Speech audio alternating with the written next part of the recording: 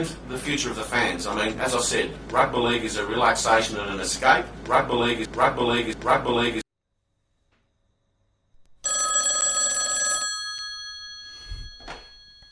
Hello, Just residents. Oh, yes, Mr. Volandis. It's the chairman. Yes, Mr. Volandis. Thank you for getting back to me. Just, wanted to clarify spoke earlier. So, we start with an R. Then you got your U, of course. G. B. A. Right, that rounds out that one. Yep, A. And then obviously we begin with that L. You've got an E there. Yep, got it. And, G. Okay, yep. And, that's it. That's the whole thing. Okay, beautiful. Thank you, Mr. Volandage. Rug. Leg. Rugby leg.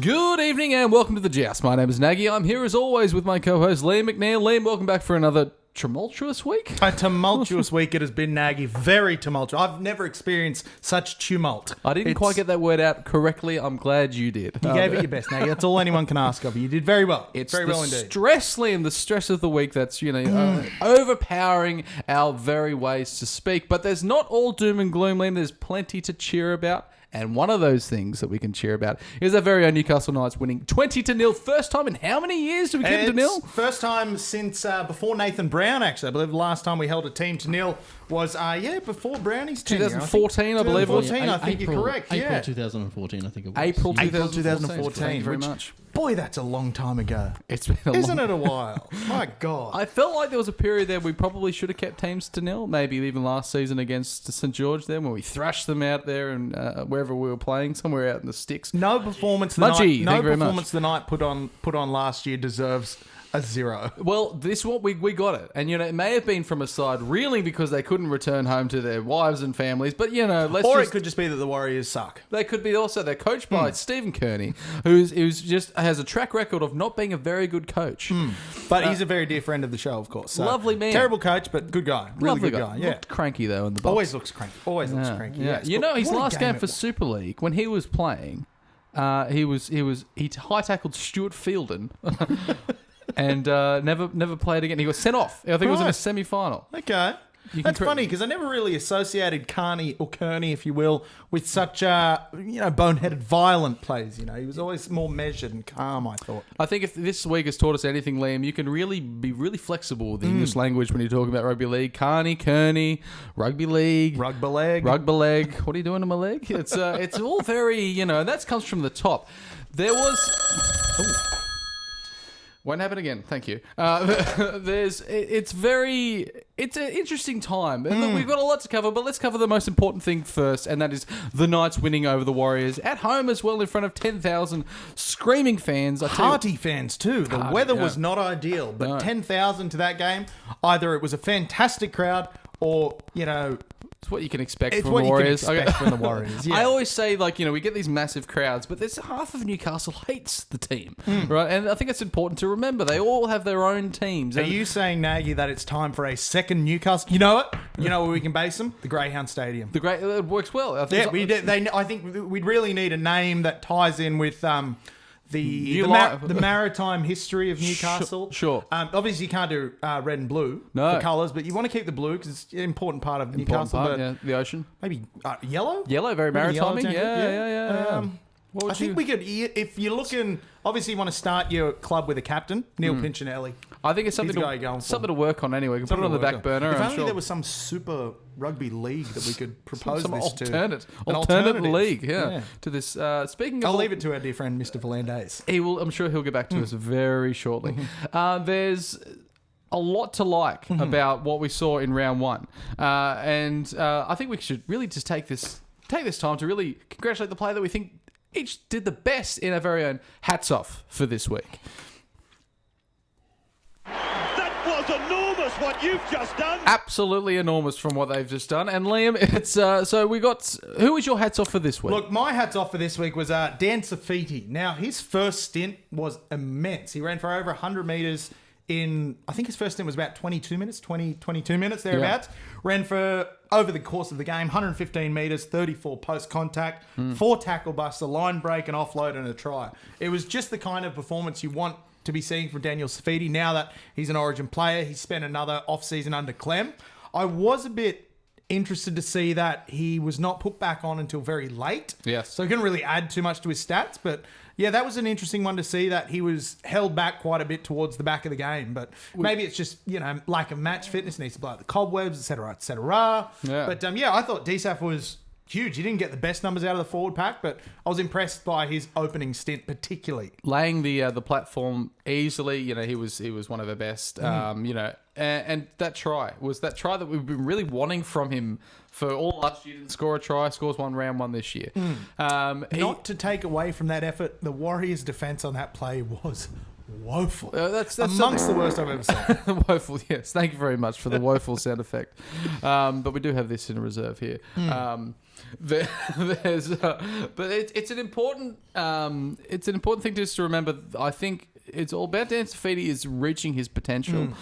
We've been talking about his potential for years now, and he had like a really standout first 2 seasons. Last season, if anything, even though he reached heights in his career, I think that was more the pairing of him and David Clemmer. Also, a lack of prop options for New South Wales. That too, there was a number of injuries and the like as well. When in doubt, put a Fijian in, they all say. He's just got ridiculous amounts of strength for a young fella, but you want that athleticism that he brings as well, and I think we saw that with the try. He was big and he was moving, and he did everything right. Hitting the hole, he still had a lot of work to do. Eight or so meters to go. Didn't panic and try to put the ball down early. Looked patient, and he always looked like in control. That looked like a try that has been scored against the Newcastle Knights for seasons and seasons. Now, in a row. I'm glad you used that Y word, young fella, because it's easy to forget with Dan Safiti's been playing first grade, 3 years? Yeah, he's only 16 And years he's old. only 16. Isn't it incredible? Yeah. The combined age of him and his twin brother is less than my age. Yes. Doesn't that make you feel terribly old? It was now? only 16 It's years only old. 16. You're only supposed to blow the bloody doors off. There's It's not throaty enough. It's not throaty. I've It's got to gotta be work on more that. in the back of the throat. Cigars. Because Michael Caine always sounds like he's crying. Are you? Dan Safiti, you're a fan. Oh, Mr. Kane. they know. I know. Copyright. Won't have it again. I'm sorry. Thank you. Bye-bye. Is that Michael? No. There's. It's important to remember that it was a real team effort, and Dan Safiti really laid the platform. For my hats off this week, has to go to the second half effort, really, of Mitch Barnett. Oh, Barney. That was enormous what you've just done. Absolutely enormous, Barney. He was, the tramp stamp was, out there just for the world to see. But what he was doing, a really aggressive defense, just a hitman defense, I think you could call it.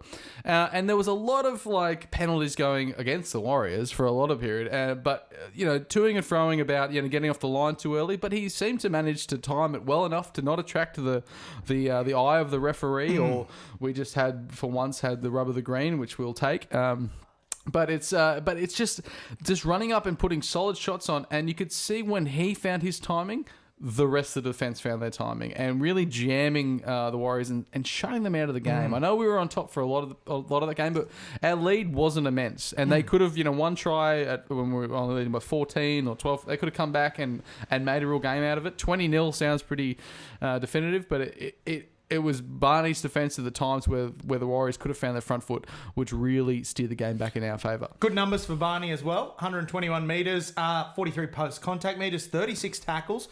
But there was a little stat down the bottom here that I'm a bit concerned about. 6 missed. It's 6 and it's 6 missed. I know, but the 6 missed. Six missed. Smithston? Smithston. Smithston. How do you say it so easily? Smithston. There's the tackles that he did make were important, and they were in pretty much in the middle. If he was rushing up and he was missing, and then they were finding gaps, I'd be a little bit more, I'd be able to criticise him a little bit heavier. But the ones he made was again that kind of potential we've been looking from him. Like we saw it early on in his career when he was like locking horns with Gal, and he's sort of like, "What are you doing, man? Like, what are you doing?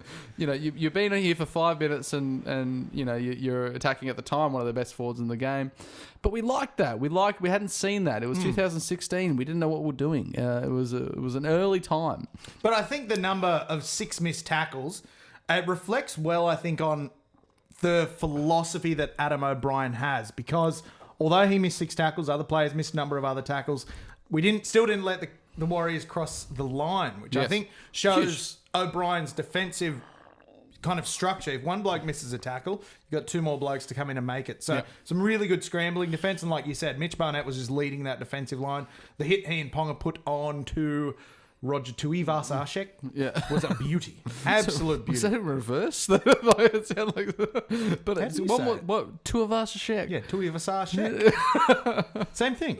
You're missing a comma or something. Anyway, there's the real key, I think, was a lot of players could have been our hats off for this week. Well, that's it. I've got, you put Clem. He had a typical Clem performance. That's what you're going to get out of Clem. It's huge. It's fantastic. It's wonderful. Jacob Safidi had a really good stint off the bench. I thought he was impressive. He was good. Starting to follow Daniel, because Daniel obviously came ahead a bit when Jacob had some injuries and such. The young 5'8" for the Warriors, though, managed 2 very solid shots on Jacob Safidi. The man can hit. Yeah, and he's a young Polynesian boy himself, and you got these 2 young Polynesians running square at each other. It's like a civil war. But it seemed like Safidi suffered some sort of sternum injury. He was grabbing at that. But he was still a very solid effort for a front row, and he was attacking smaller players, and that's what I like. But mind you, like he put it. Who's number 6 for the Warriors? I got Simbin. Chanel Harris-Tavita. That one. He got he put a solid shot on, but he also ended up on his ass. So he's not a big guy. That's exactly right. So there was excellent as well. Mitchell Pearce was fantastic. He led from the front and really controlled the game. I like him going to the line with the ball and then showing it late to these runners, 1s and 2s. Like we did a little bit of that, but it looked a bit routine when we did it with Brownie and. Should we pour some out for Ed? Oh, not on the phone. No, I've run out myself. But with Adam O'Brien, it just seemed like the attack was more fluid. I don't know, maybe because we won and I've got very fond memories of it, but it looked like a more fluid attack. It looked exciting. Which is good, because generally when you have a new coach come in and they're as defensively focused as O'Brien, the attack kind of gets left by the wayside initially while you build up the defensive line, while you learn how the defensive line's going to work. The attack can go by the wayside. But it looks like O'Brien's already put a fair chunk of work into the attack. What I did see that was really encouraging is every time we went slightly right of the centre, so you got the middle of the ground, and then if you went slightly to one side, the centre or Ponga would always run through support. As soon as someone poked their nose through, they'd be there in support. They didn't force the pass, but you had these Cliffy Lyons style support runners that are just running through going, yeah, free. And then if they went to the other side, you got Shibby and you got one side. I can't pronounce either of the centres' names. I apologise to them there. Gavin Shibas. Yes, Gamet. Sorry, I'm running him through it right now. Gamet Shibasaki and Inari Tuala.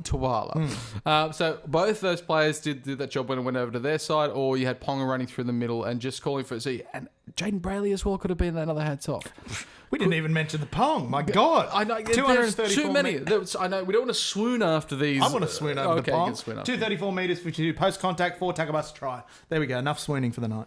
Wonderful try as well. That was the kind of try that just looked like we were the better team. That Pierce kick was just perfect. Kurt Mann, I thought, ran pretty well. He's starting to show that he's getting an idea of where the 5'8" should be, how he should operate. I've got something to say about Kurt Mann. If you yes, don't mind. mate. I was not in agreement with it. Yeah. Neither was I. I didn't understand. I thought he was a bit white, he's just a bit, bit vanilla. Bit vanilla, bit white bread. Yeah. But Sean Rudder. You got a lot going. You got Brayley, Ponga, Pierce. Kurt Mann can just be there and just be competent. Yes. What do you think about that? Yeah, no, I agree. I love it. 100% agree. I played some local rugby against Sean Rudder. Man's still got it. Yeah. Still got it. Won a premiership, first grade for Carlton. Still, I gave him a good rap when we were 24 zip up in the grand final. I remember he's like, that man right there, Sean Rudder, hasn't he provided Andrew Johns with great support? He's like, he's just done just enough. there. He's basically Yeah. another lock on the field. Nothing wrong with having 2 locks. Nothing A wrong couple with of other observations for the game. Like I said, man threw a beautiful pass for Edric's try. It was very, very That nice. little dart back out, that was wonderful. I think The that one was- thing that worried me, though, was when the aforementioned Chanel Harris-Tavita was sent off for 10 minutes. Yes. The Knights weren't able to capitalise on the one-man advantage. Yep. That was a wee bit of a concern. But yeah, it was good to see a win built on defence. Yep. And you can see why Adam O'Brien has such an emphasis on defence, because he's come from some systems that are very, very strongly defence-based. I mean, he was at Melbourne all those years when, Melbourne were finishing in the top 2 every single year, obviously based on the back of their defence. And then he goes to the Roosters, who have probably had the best defensive line in the last 5 years. Their defence is just unbelievable. So having him come across from there with the defensive focus, it's just what we needed. I don't want to put the boys down, but was there hats back on from yourself? Nope, none whatsoever. Okay, I've got. There's 2 hats back ons that I Oh, feel I like might change my mind, man. hats back on, but to 2 players, and I'm being a little bit unfair here, but that's literally the point of the show. Is Lachlan Fitzgibbon. His second half effort. I thought his first half I don't know the Warriors prop's name. You're gonna have to fill it in. What did he do to this prop? He flattened him. He flattened him. He flattened him in the first Oh. half. And that was fantastic. But what I There he would is. have really liked to boom, what a tackle. Isn't he fantastic? Look at this. Just look at this for a hit. Absolute. That's what I would love to see him do more of in the game. But this is quite early. This was still only 5 minutes in, and we didn't see another Lachlan Fitzgibbon. Charge close to the line. I know. Like the opportunities are pretty slim, really. But second half of Lachlan Fitzgibbon, I really want to see him have a really good season this year, and that was good. But I want a bit more of that. The second thing is I don't know if he's played in the correct position, but Aiden Clare is, I feel like what his strength is slowing down the ruck, and we put him on at a time when the Warriors were basically already tired and the ruck was slow anyway. I feel like his strength is really just finding the same thing what Adam Blair did to us, is finding those moments where the player is just cooperating a little bit too much with the defense, and then it's taking a little bit of time to get his arm out, and he can time it perfectly. When he finds his timing, it's awesome. But we used him basically as a front rower, and I just didn't know if he was that effective.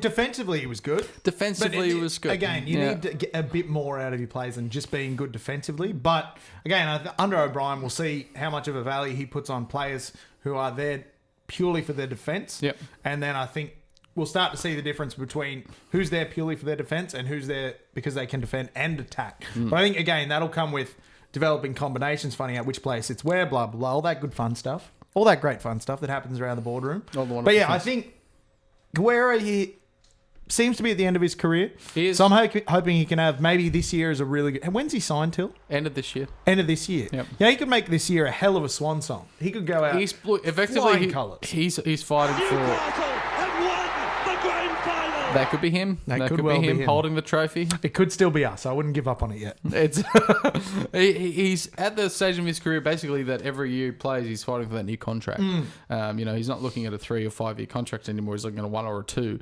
He's at the last year of this one. Super League looks like the most viable option for him at the moment. So solid year. If he can work his way to the starting side, I think he makes a good number 13. Glasby as well. You've got a lot of these. I don't know these sort of players that are locks, but we're playing them as props. That's it. Are they fringe forwards, but we're playing them as middles? And they seem to be in the mould, similar to Guerra, similar to Glasby. Again, Queenslanders. Queenslanders. Stinks. Yeah. Yes. Yeah. They're in the room with us. They're just right there on the other side of the camera. We might have to confiscate We that may sound have to effect. confiscate that sound effect. I think we should use it more. But anyway, back to these Queensland men who work for Adam O'Brien. They're his employees and whatnot. Effectively, They that's what it is, isn't it? He's, Well, he's remember, their boss. He's they're their boss. employees of the NRL. Yeah, the but NRL pays them. But at the end of the day, the O'Brien's club there. negotiates contract. Yeah. Anyway. We can go on and on. What was the point? Queenslanders. Queenslanders, yes. You better take this. Oh, it's Guerra. All right. Yep. Duly noted. Thank you. Thought thought he was Spanish. Anyway, Guerra. Guerra. It's like the cheese. Yes. Yeah. Anyway, sorry. Yes. It's the cheese board. No, No, there is not like the there's cheese. no cheese named Guerra. Guerra. Sorry, Okay. sorry, Nagy. Thank Thank you. Yes. Yeah. Is it? I didn't know the International Cheese Board had our number. Everyone's got that number. I certainly endorse their products. I love everything they do. Yeah. Blue cheese, I'm still coming around on, but besides that, it's all good. I wasn't sold on blue cheese for a long time. I've come full circle on it.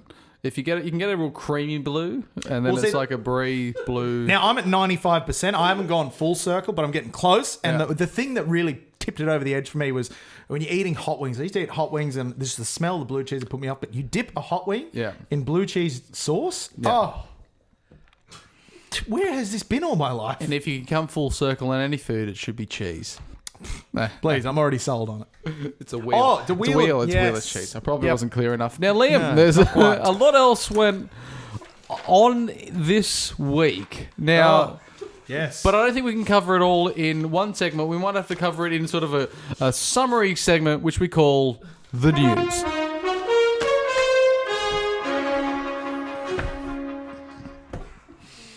So the news, Liam, it's a lot's happened, which could have a huge impact on our game as we know it. Now, we spoke about how good round one was because we're at top of the table, hashtag top of the table. But it's important to realise that this season could be quite different. Now, I'll just start with, before jumping to any assertions, AFL has reduced its season from 20-something rounds. I don't follow the game too closely, but 20-something rounds to 17.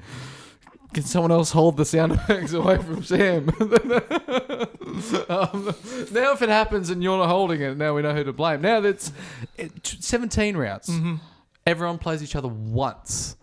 That's a pretty, I think fair to say, big change happening with their season. it's an enormous change. Yeah. There's no bigger change has ever happened except for maybe during the two world wars. And you can assume that what the Melbourne game does, the Sydney game will probably follow in about 2 to 3 years, And if do we- it if we not go- as well. Yeah, exactly right. Yeah. But you can say that what's reasonable for one is fairly reasonable for other. But of course, we're talking about the coronavirus, COVID-19, Which I think we should maybe tackle with a bit of seriousness now, because Yeah. obviously we don't know how this situation is going to play out, what's going to happen. Yep. So we was- don't want to make light of what could prove to you be. wouldn't want to say COVID-19's far superior to 18. I didn't- COVID-19, the revenge. That would be Good, that would- serious start, Nagy. that I'm would be glad. appropriate. I'm You really just- glad you we just got put off. an end to the series. Very glad we got off. Just dismiss that completely. No worries. Not taking any more calls. All right, but now we need to discuss, with quite a serious fashion, Yeah. what implications this COVID-19 has for the game, the future of the game. Yes. And basically, what the hell are we going to do for the next couple of months? We'll heavily rely on this. Just quickly, that's all the notes. Yeah. So we're going to try and get through as many of them as we can. Yeah. But obviously, we can't cover everything. So just in the interest of keeping everyone somewhat updated, I've collated a bunch of news sources, NRL specific, about the COVID-19, because I know there's so much information coming out at the moment. There's that a lot, yeah. For an NRL fan, it might be hard to just keep up with what the hell's happening. So Where are we up to right now as far as round 2 is concerned? Let's just start in the. we'll start with round 2. So round 2 blocking is the camera. going to be played, obviously, but in shutout stadiums. So Now, what does there'll that mean? What does it mean for the regular punter? So what that means for the regular punter is that you cannot attend the football. Who's there though? The players. The players? The cameramen. Cameron, I know the catering staff won't be. The catering. Well, who are they catering for? Exactly. Obviously, all your staff, trainers, physios, masseuses, water boys, Yeah. tea runners. I know Alan Langer, because he's always out on the field. He's got something to do there. Yes. Masseuse is the correct plurality. If they're women. Could be masseusai. Yeah. It's like mooses. Is it mooses or meese? I don't know. I think it's masseuse if it's a woman, monsieur if it's a man. Monsieur? Monsieur. Boy, I'm glad we're covering this with all the gravitas it deserves. Really, yeah. Okay, now the current NRL plan is to play round 2 behind closed doors and Masseur. masseur. Yes, Because that's like the shoes, the masseurs. yeah, the masseurs. Okay, so playing round 2 behind closed doors. Obviously, this means the fans cannot attend the games. Can we get a photo of a masseur up there, like the shoe? You can buy them from the chemist. Yeah. They're harder to find than you They are hard to find now. Yeah. Now, what this means is the Warriors have planned to stay in Australia for as long as it takes. That's a quote. Let's just focus on that little point because I know it's quite deep. Can we get Masuas up here? City Beach. 1 second. Hold your thoughts later there.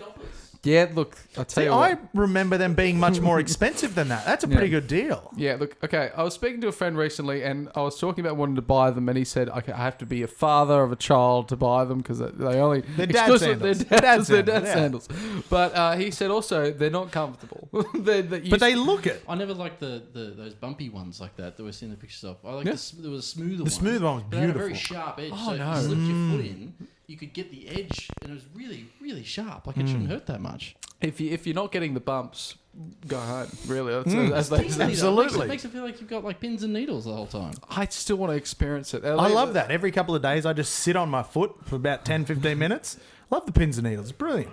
Now, Lee, what does it mean for asking a team to stay in the country indefinitely during a global crisis where their families are on another country which may or may not shut its borders? What does that mean? what does that mean? Well, you've just summed it up. You pretty I- much said what I was about to say. If this was So- Senate estimates inquiry, I would have been leading you. I probably couldn't ask that question at all. The thing about the Warriors' decision to stay for as long as it takes is that the Warriors are essentially the linchpin. Yes. Whether or not the season goes ahead, because if they decide to go home, you're down one team, and how do you run a comp down one team? The other option that they have, Also, it should be saying like their contracts with the broadcasters are being Channel 9 and Fox Sports rely on them. Can you stop sneezing?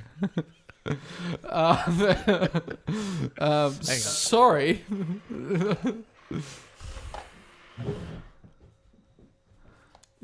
it's ringing. It's Yes, no, just sneezing. We've heard some sneezing from him. Have you heard any other symptoms? just sneezing. Just He sneezing for thinks now. it's allergies, but I tell you what. It's not allergy season. No, it's you're Don't worry, correct. all right, yeah, we'll get rid of him. Okay, sorry. Thank you. If you continue, I've forgotten where I was. Where was I? Liam? Help me. Warriors. Here. Warriors. And whether or not they stay. Well, it's just that's right. If you take one team out, we can't have the amount of content promised to the broadcasters, and then if they can renegotiate or pull out of the contracts, and then the money flow stops. It all starts at the top with the NRL. If we can have like an upside down pyramid, you remember the food pyramids that used to go up? Flip one of those on its head, and then we have the money from the NRL. And then actually sort of like a regular pyramid. Scrap that. Don't reverse it. So what you could say is that the NRL, like, they're running as a pyramid, and I guess you'd call what they're doing a scheme, maybe? No? Snowy Mountains scheme there. No, it's a pyramid scheme now. Jesus. The pyramid scheme. If we continue, basically the money can stop, and if the money stops, you can't pay anyone, including the players.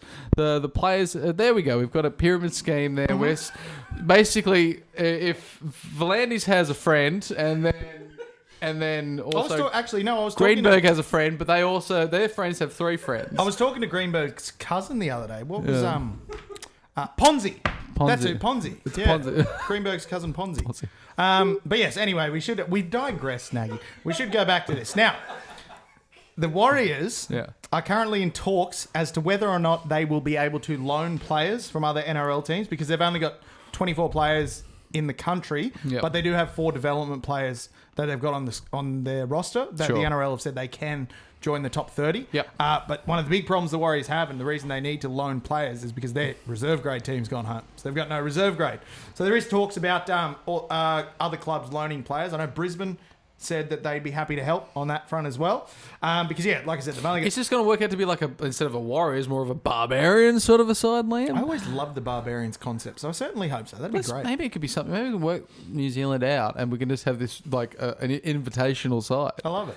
Instead of having the Legends of League, you just have an invitational that tours and plays against. So you get to see all there's Gordon Tallis, there's Wendell Saylor. I don't know the other 2. Gordon Tallis still doesn't. So what play, you're proposing, Nagy, is some sort of competition with legends of the league, just of the rugby one league team, game. one team Okay. of the. So then that rotates around. They probably wouldn't be very good, but it'd be like the Harlem Globetrotters. You know what I mean? Like it wouldn't really matter.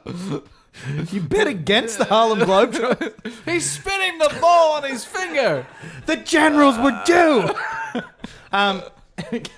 Now, next point to me, and this will be an interesting one to see how this pans out. Sure. An extended postponement could ruin the NRL. Yeah, quite possibly. Yeah. It's definitely going to be the death knell for the ARU. The ARU has been a shit show. I'm just touching it.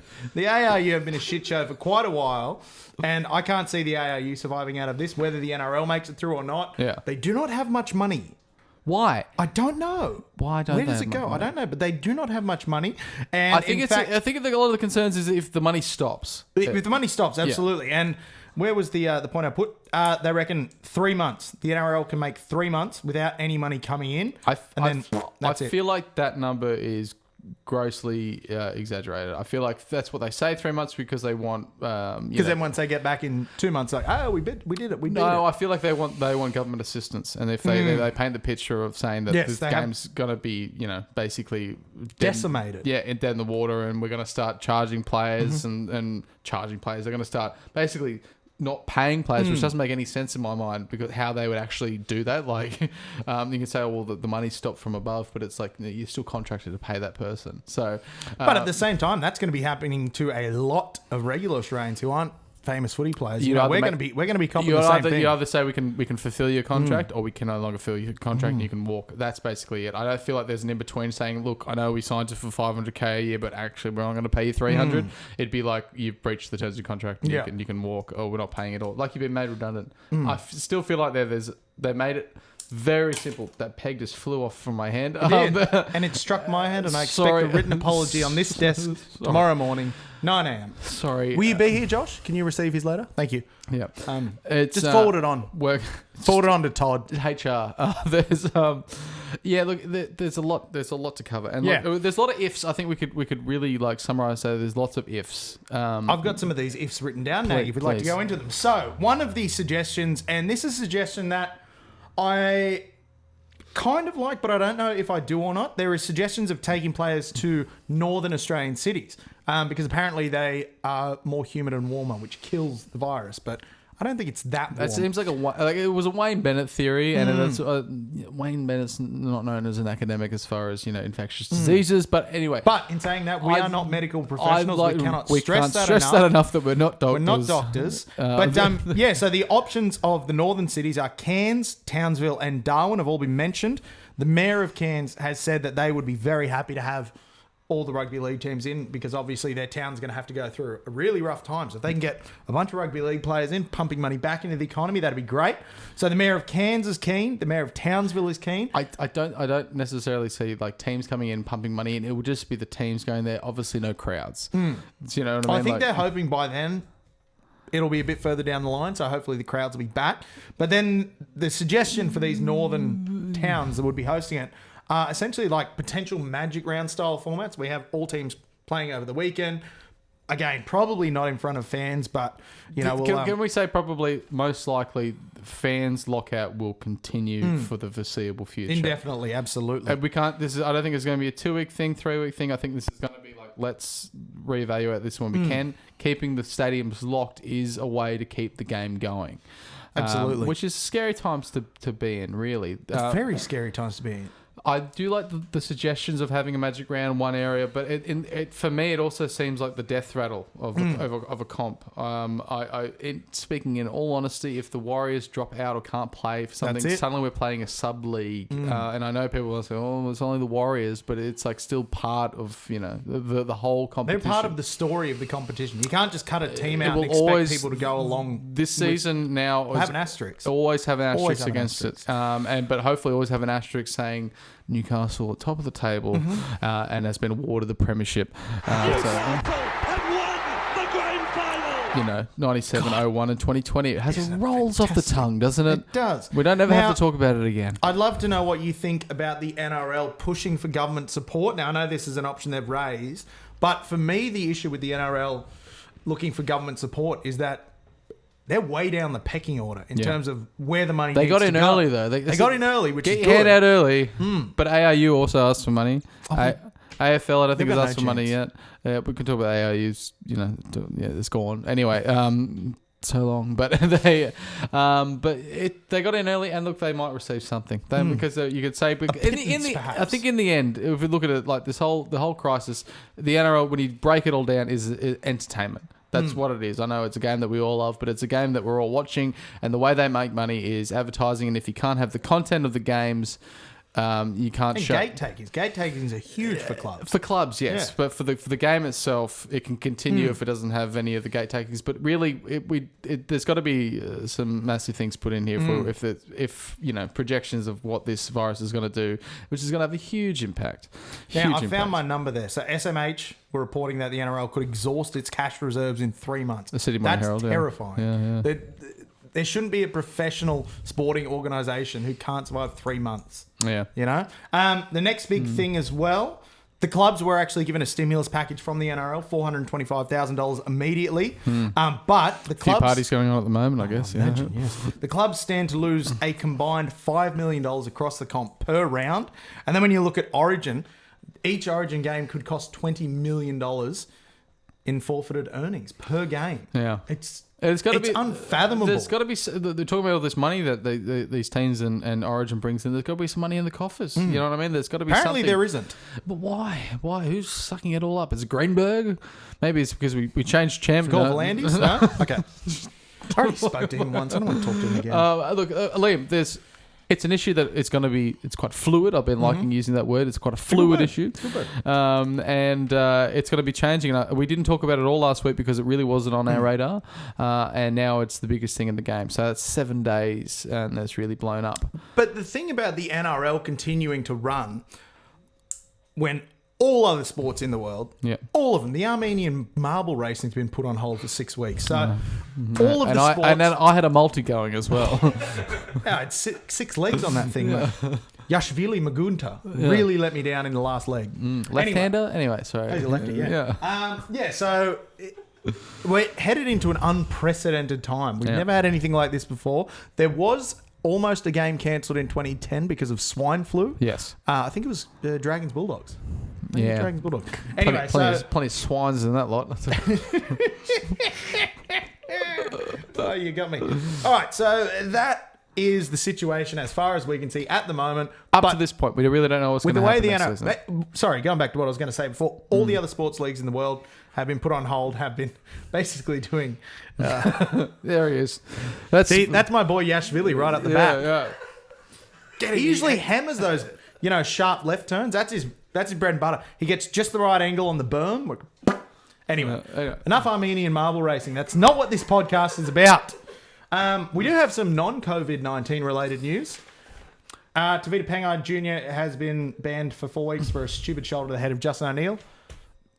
The question is, will that count for anything? Now, Liam, that's the only non-COVID-19 news article I could find. A lot of COVID-19 news, but there is a lot of news from the people in the form of your sack, Liam, and it's time to open it up for a brand new season. Whack open that sack, Liam. You will have to forgive me, guys. I'm reading my sack questions from my phone because there's just too many. Yeah. I just couldn't write them all down. There's not enough paper in the world for it. Sure. Not enough paper in the world. But what we do have an abundance of... Not a jury in the land would convict you of that. What we do have an abundance of, though, is bandwidth. So I can take care of all this on my phone. Now, opening the sack this week. The sack is back, ladies and gentlemen. Thank you all for your contributions. Fantastic contributions. Great way to start the year. Wonderful. Could be the last sack for a while as well. So let's enjoy. Let's really go nuts. Can we just say like one thing? Those of you that are still listening.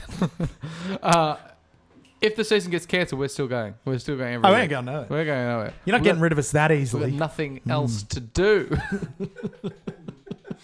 What's in your sack, Lee? I slept under the goddamn table last week.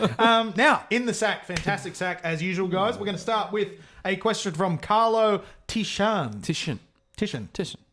Carlo. Thank you. Just Carlo. Good friend of the show. Tishan? Tishan. Thank you. Now, Carlo asks, Nathan Brown coached us 96 times and we never held a team to nil. Adam O'Brien has coached us 1 time and we have held 1 team to nil. Yep. On a scale of opposition held to nil or on an opposition held to nil metric, is Adam O'Brien the superior coach? Yes, and has much more hair. Yeah, lots more. Yeah, it's hard to argue. He does one thing that miffs me a bit about O'Brien. His voice. No, he doesn't say ask. He says arcs. Arcs. Arcs. Like, can I ask you a question? Again, rugby league. Yeah, I with don't the know. Very English rugby league. But language yes, I very think slender grasp on the. it's a very small sample size. Yeah. But yes, absolutely. O'Brien's the greatest coach in the history of rugby league, as far as I'm concerned. Yes. Now, next question is from Carlo Tishen. Now, Carlo asks, when Kurt Mann kept the play alive, offloaded to Mitchell Pearce, who then kicked for Kalen Ponga's try in the second half, was I the only one at the stadium who was sexually aroused? No, you weren't, Carlo. Unrelated reasons for myself, but yes, I was sexually aroused at the stadium. How did you find it? Wasn't at the stadium, unfortunately, but at the same, it was exciting. He's involved in 2 of the tries out of the 3, and I think a lot of people gave him a hard time beforehand. Also, your hands are freezing, Liam. Clammy. They're like Clammy. strangely cold. Sorry, I continue. need to get my blood pressure checked. Okay, Anthony Hickling, good friend of the show. Thank you, friend of the Anthony, show. for your question. With the season about to be cancelled and the Knights in top position, should we win the 2020 season? Would be one for the history books. I think we've discussed this earlier. Absolutely. Would be one for the history books. It would. It would be, absolutely one. They would say, of course, Knights won 2020, but, and you just leave the room before the but, and it's fine. I feel like we would get similar treatment as Knights fans as people still give us for 1997. Sure. They say, oh, it was 2 comps. It wasn't a United. I don't care. Yeah. There was only 1 comp that mattered that year. Yeah. And guess who bloody won it? Andrew Johns. No, the Newcastle Knights. Newcastle Knights. Thank you very much. right All there. day. So can you play that one more time? Thank you very much. All day. Thank you very much. All day. All day. All day. Next question is from Sean Lazenby. Sean doesn't want to give me COVID-19 by touching my sack. Yes. It's very kind. Thank you, Sean. I appreciate that. But can you put this win down to a defensively driven strategy as an O'Brien coach masterclass? He means at one stage in the second half, we had Guerra and Jay Safidi as props, Fitz and Barney at second row, Watto at lock. Very bold move that Sean thinks worked brilliantly. Guerra's machine in defence, as we discussed, really helped block out their big men in the middle. I think everything worked. Our rotation worked. I thought they brought on Nicarima late for no reason. Only in the second half did he see a bit of game time. That's it. It kind of stunk of throw him in and he'll win it. That's exactly what you do with a That's halfback. not the kind that's of play playing hooker. Nicarima does. Nope. He's not that kind of player. I No, don't you stick think. him in halfback, you back him. I think we outmaneuvered them with the players that we had. I have a question for Liam's mail sack. Connor Watson at Next lock. week. Send it in next week. Okay. Next question. Gavin Morton. Will there be a mea culpa in this week's episode from Mr. Nagwell in regards to his comments on the Panthers? Also, a quick aside, Gavin Cooper is surely a relative of Oscar Gallagher. Second part of the question, yes. Yes, looks a lot like It looks a lot like him, but Nagy, you have something to answer here. Will there be a mea culpa from you? And can you define mea culpa? Great point. We were speaking about it just before the show, and no, fuck you, Gav. So, one more from Carlo, I think, and then we're gonna wrap up the second. Oh, I I know don't know there's about 9 that. in there. Thank you, Carlo, I've for got- writing 9 in, but we just one more. All right, well, now I've got to pick one. Just pick one. There's Okay. 6 on the screen. We had 3 forwards run in excess of 100 metres yesterday. Given that improvement in our forward pack, do you think that shows that Newcastle deserves a bronze statue of Andrew Joey Johns right at the front of the stadium? Absolutely. I think so. I think that's true. Absolutely. Jonathan, Jonathan Thurston got a goddamn statue. Wasn't He's been very- retired for 10 minutes. yeah. I thought it'd be more grander too. It looked like an average-looking statue. Have we got any Jonathan Thurston statue images out there? I know. It wasn't pretty. It's not pretty. You know? I Doesn't don't- look like him either. well, that's the thing. He wasn't a pretty man. But it's Still not not. pretty in that it's not pretty, and it also doesn't look like him. What I'm picturing of He looks old. He look like his cheeks are really sagging. There's deep creases around his nose. he looks quite worried, really. Yeah, leathery. Yeah. Yes, much like the Steeden he's about to kick. Look at the person Yes. that did the veins in his arms should have done his face because there's way too much detail there and not enough detail. Can we just zoom in? Like it's just See, now that to me, we all know Jonathan Thurston is a very proud Indigenous man. Yep. That looks like my Uncle Terry, yeah who I can tell you is not a proud Indigenous man. yeah. He's got Irish blood going back before the dawn of time. It looks like someone that may or may not be Jonathan Thurston. So Is that- actually, is well- the key. This can be a lesson to Carlo. Yes. You know, you've really got to find the right sculptor. Yeah. You need to have lots of reference material to work from. Or there can't be that many around, and just don't use that guy. Fair call. Fair call. All right, cool. Good idea. Give us one more to wrap it up. Let me know where it's from. Just that one. That one. Daniel Turner, another good friend of the show, asks, how do you think having no crowds will impact how teams play the game, particularly when their backs are up against the wall on the goal? I like this question because we good didn't question. quite cover that in the idea of no fans at the game. Yep. So I saw something funny actually in a Josh Jackson interview. He said he would like. He said, "What are fans?" Oh, yeah. The living end, Nagy. Living end. Where were we? Josh Jackson fan. Josh Jackson, yeah. Someone asked him through the week, would you mind playing in front of no fans? And he said, no, it'd be a bit of a throwback, back to the days of reserve grade when no one turns up for reserve grade, back to the days of 18s when no one turns up for 18s, and even the days when you had 18s, 23rds, reserves, first grade, no one came for the other grades. No. So, well, but that's when you get your beers. You know what I mean? Like that's you don't actually sit and start watching really. That's a good point. But to Josh Jackson, I think he saw it as a bit of a way to go back to what the game's all about. I mean, obviously the fans are a huge part, but at the end of the day, rugby league is about playing rugby league. So I think a lot of players are just keen to play. They just want to play some footy. There'll still be viewers, There'll still be viewers. But they just won't be there. They won't be there. But you know where they will be? In front of a television. Yeah. Hopefully self-isolated. Sure. Or at the pub. At the pub. Which pub would they go to? I think they should go to the Commonwealth Hotel. I agree with you, Liam. If you're going to be watching the game against the Tigers, we haven't even previewed that, but we have run out of time. We haven't run out of time, have we? Have we run out of what time have we got? 44. See, I've got a thing in my... All right, next round, B West Tigers at Leichhardt. Played 28. Tigers won 15 tonight. 13. Tigers beat us 46-4, round 23 last year. Knights won the last two before. And we've got no changes to our side. Same 17 that went out on the weekend will go out against the Tigers. Watch out for Benji. Wound back the clock. Short kicking game in round one was unbelievable. The man's 40. And he put on 2 try assists with kicks and 4 repeat sets. Luciano and Joey Leilua, these two together on the right edge, they could be the best thing in the history of rugby league. Or they could be a complete and utter shit show. Yeah.